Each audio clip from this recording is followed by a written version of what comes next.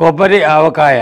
ముందు ఒక బేసిన్లో ఎండు కొబ్బరి తురుము, కారం, ఆవపిండి, ఉప్పు, పసుపు వేసి బాగా కలుపుకోవాలి. అందులో మామిడికాయ ముక్కలు వేసి కలుపుకుని చివరన మళ్ళీ కాస్త నూనె వేసి ముక్కలకి బాగా పట్టేలా కలిపి ఒక గాజు జాడీలో వేసి మరి కాస్త నూనె పోసి ఒక 3-4 రోజుల పాటు ఊరనిస్తే కొబ్బరి ఆవకాయ తినడానికి రెడీ. పాలకూర పకోడీ. ముందు ధనియాలు, వాము, జీలకర్ర ఈ 3 కలిపి బాగా దంచుకోవాలి. ఓ పొడిగా చేసుకున్న తర్వాత ఒక బేసిన్లో శనగపిండి, బియ్యపిండి, పసుపు, కొద్దిగా వంట సోడా, ఉప్పు, అల్లం వెల్లుల్లి ముద్ద, నీళ్లు పోసుకుని ధనియాల మిశ్రమం వేసి పిండి బాగా కలుపుకోవాలి. ఇప్పుడు పాలకూర ఆకుల్ని పిండిలో వేసి కలుపుకుని పకోడీలుగా వేసి అవి బాగా కరకరలాడేలాగా వేపుకుంటే పాలకూర పకోడీలు రెడీ.